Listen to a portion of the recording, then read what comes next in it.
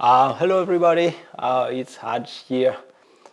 It's almost summer and I bet lots of us want to go out and take picture of wildlife. The thing is, wildlife photography often require a long focal length. And while the best option will be to get one of those five figures premium priced prime lenses, not all of us can afford them or do not want to spend that amount of money on a lens. The good news is there are ways to increase the focal length of your lens. One option will be surgery. No, that's actually for some females, but for lens, you can try to approach the animal because most of the time we are just not close enough. But there are also some circumstances where you do not want to be too close to the animal because it is, for example, a venomous snake, or it is just not physically possible to approach the animal because there is a cliff between you and your subject, or there is a crocodile infested lake, for example, right? Or also a park ranger telling you not to leave the trail and you are forced to take picture where you stand. My recommendation is to not break the rules and then jump into the crocodile infested lake to get the perfect shot. Instead, use a crop sensor camera or a teleconverter, which will allow them to give you a narrow field of view. A teleconverter will multiply the focal length of your lens, while a crop sensor camera will just then crop a portion of the image. A 2x teleconverter will turn a 300 millimeter lens into a 600 millimeter lens, and it will behave exactly like a 600 millimeter lens. You will have the field of view of a 600 millimeter lens, but also the perspective and the depth of field from a 600 millimeter lens. On the other hand, if we use that 300 millimeter lens on a micro four third camera, the field of view will be the same as the field of view of a 600 millimeter lens on a full frame camera. However, the other property of the lens, such as the perspective and the depth of field, will remain the same as a 300 millimeter lens. In this video, I will talk more about teleconverters. So teleconverter comes actually in different focal length multipliers. The most common ones are the 1.4 teleconverters. Another common format of teleconverter is also the 2x teleconverter. Another advantage of using a teleconverter is also that it retains the minimum focusing distance of the lens. Take, for example, this 800 millimeters 5.6 manual lens. This lens have a minimum focusing distance of 8 meters. And if the animal actually approach closer than that, and then I will not be able to take a picture anymore. But a couple of days ago, I told you that I got my almost dream lens, and that is this 300 millimeters 2.8 lens. Once coupled with a 2x teleconverter, it will also become an 800 millimeters 5.6 lens, but the minimum focusing distance will stay at 2.9 meters. But that all sounds too good to be true, right? There must be a catch somewhere. The thing is, using a teleconverter comes with certain costs.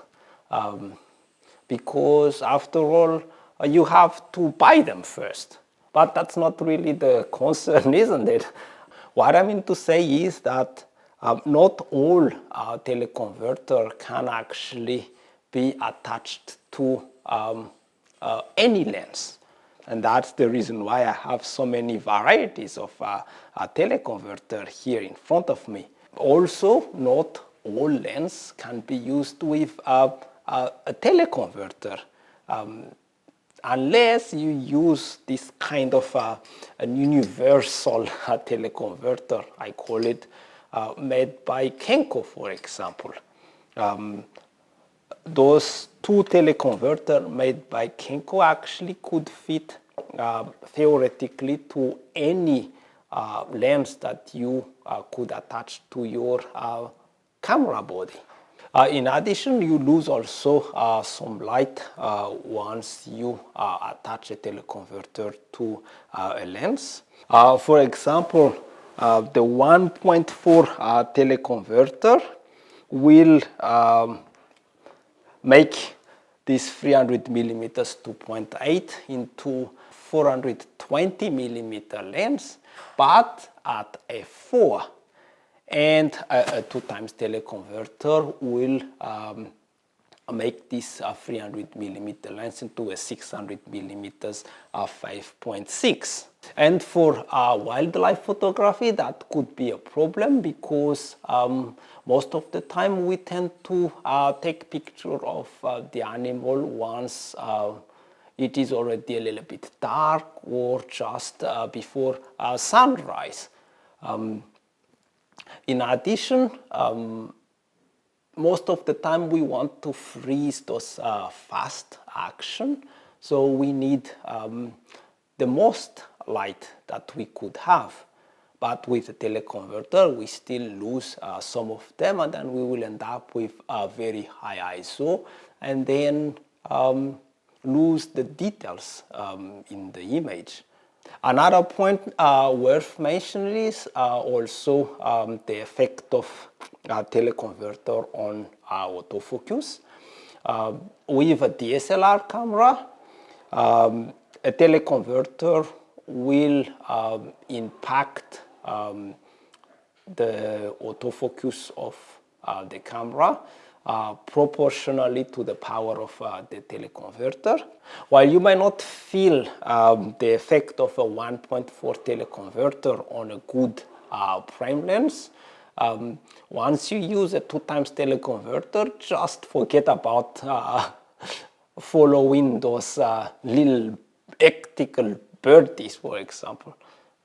In addition, entry-level DSLR camera can only focus up to an f5.6, and if you don't have a premium prime lens of 2.8, but for example this zoom lens 200 to 500 millimeter lens 5.6, once you use a 1.4 teleconverter on it, it already become an f8 lens. And then your camera will not be able to autofocus anymore. And even with professional DSLR camera, once you reach f8, the lens might still autofocus, but it will be restricted to the center focus area, and the autofocus might not be that reliable anymore. And finally, image quality. A teleconverter, of course, have an impact on the image quality, mainly in terms of chromatic aberration and color cast, but also sharpness. I'm quite tolerant when it comes to image quality because actually I take photos just as a memory, just to record what I see in the field. But even if you will print your image, you will be surprised how insignificant actually a critical focus is, as long as you do not print on a large format size. And on a social media, if I look at some image on Flickr, for example, I look at it and then say, oh, that is a nice picture. Maybe I will tap in and then see it on full screen on my little smartphone. But I will never gonna go and then zoom on the eye of the bird and then the feather and say like, oh wow, yeah, it is sharp, lots of details on those feather or the eye. So I think image sharpness is sometimes a little bit overlooked. But there are ways to minimize those negative effects of teleconverter. First of all, it is a good practice to start with a decent lens. If the bare lens is already blurred and everything just pink when you take picture with it, the teleconverter will just make things worse. The best will be to start with a good prime lens or a decent zoom lens like this 200 to 500 millimeters 5.6 lens, and then use a decent teleconverter on them. In addition, and this is actually very important, most of the time we kind of actually use a teleconverter the wrong way, and I'm also guilty of it. The best way to use a teleconverter is actually not for a subject which is far away, kilometers away, and then you think that you using a teleconverter will kind of fill the frame and you will see all the details on the fur of the bear. But no, the best way to use a teleconverter is actually to just give extra magnification to what your lens already offer. I would say a good rule of thumb will be to take a picture with the bare lens and then look at the picture at 1:1 magnification. If you don't see any details on that image because the subject is quite far away, and then there is actually no need for you to put a teleconverter to make the subject appear closer, because you will not see more details in the image. However, if you take pictures with your bare lens and then you zoom in and see still lots of details, but you want a little bit tighter composition, and that's where a teleconverter play a very important role. In addition, it might sound great to always put a 2x teleconverter on your lens, but in practice it is not that good, because a 2x teleconverter will degrade the image more than a 1.4 teleconverter. And although you might gonna have lots of likes and lots of view while talking about a 1600 millimeter lens, oops, that was me, while stacking several teleconverter, in practice that lens is actually completely useless. You cannot really get any decent pictures with it. And finally, I also noticed that a mirrorless camera like the Z9 actually accept teleconverter much better than the DSLR camera. I'm not talking about a native Z-mount teleconverter here, because I don't have any Z-mount lens. I'm talking about an F-mount lens attached with an F-mount teleconverter, and then use then an FTZ adapter on the Z9. According to the autofocus test I did, a teleconverter actually barely affect the autofocus performance of the lens camera combo. If you are interested in that, then you can have a look at the videos here above, or is it here? Maybe it's here. Anyway, for example, I was using this 200 to 500 millimeter 5.6 lens on the Z9 and attached a 2x teleconverter on it. So we are here talking about the 400 millimeters to 1000 millimeters f11 lens. And I still find the autofocus decent enough to follow a flying bird even. So it's all great then, so what teleconverter should we get? If you are a DSLR user using an F-mount lens, then actually there's not much option available. The rule of thumb will be to use a teleconverter with the same brand as your lens. For example, if you want to multiply the focal length of a Nikon lens, and then you should use a Nikon teleconverter.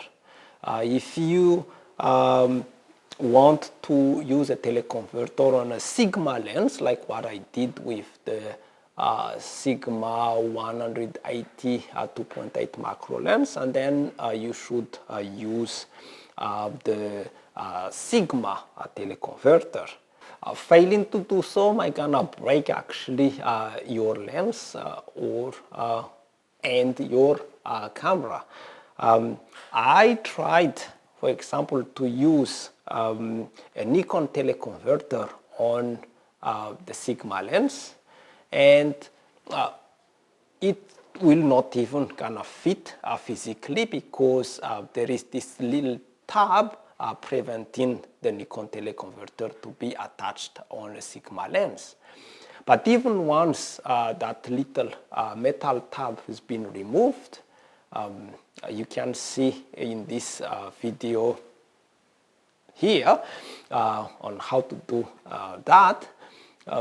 Yes, you will be able to attach the Nikon teleconverter on a Sigma lens, but the combo Sigma lens Nikon teleconverter will rattle, like if something is broken inside or if it's gonna explode. So better not use it. Same thing if you use a Sigma teleconverter on a Nikon lens, the lens will try to autofocus and rattle like crazy, and I think it's not good for the camera and the lens. The only teleconverter that I have which is kind of a cross-brand compatible are actually those Kenko teleconverter. They will theoretically work on any lens that you could attach on your camera because they don't have proturbing element like the Nikon or Sigma lens, if you look at them. But also they don't have like this metal tab preventing it to be attached to certain a lens. The problem is that they are not the best well-made teleconverter. They feel a little bit light and I would say cheap. And with the 2x teleconverter, I sometimes encounter a lens connection error with the camera. So the lens will not be recognized by the camera because of some loose contact, I guess. But I think if you get a good copy of the Nikon teleconverter, they are decent enough. On the other hand, the Sigma teleconverter is actually very well built, and I never had an issue with them once they are used with a Sigma lens. But that's just for a DSLR user. If you actually use a mirrorless camera like the Z9 that I have here, the Z9 actually doesn't really care what kind of teleconverter you attach to the lens. Given it a 1.4 or the 2 times teleconverter or Sigma or Nikon. I even attached a Sigma teleconverter and then stuck it with a Nikon teleconverter and then put on the lens, and the camera still autofocus without a problem. Well, without a problem, it might be a little bit slow, but I mean, it was still kind of working.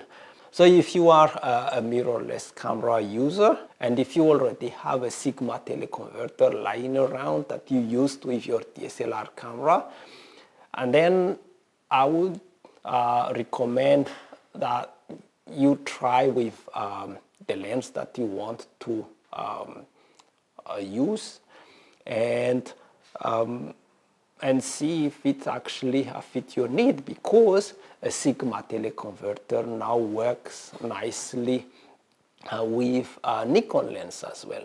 However, if you do not own a teleconverter yet but want to try them, and then I will recommend getting a teleconverter the same brand as your camera. The reason is because that will maximize the compatibility of the teleconverter, because a Nikon might gonna change, for example, something in their camera or something in their firmware update, and that might make third-party accessories not compatible with the camera anymore. But also, in terms of cost, this Sigma Apo teleconverter 1.4 AXDG actually costs the same as this Nikon IFI teleconverter TC14A. And this Nikon TC14A version 1 is actually a very good teleconverter, because it is the same optical formula as the Mark II of this teleconverter. It works exactly the same, it's just that it does not have the same appearance as the second version. So if it costs the same, I would say get instead the used Nikon teleconverter instead of getting a used Sigma teleconverter. And finally, if what you want is actually maximum versatility, and then my recommendation will be then to get a good copy of Kenko teleconverter, because they will fit to any of the lens that you have at home. So that's it for this video. I hope you like it, and until next time then, bye.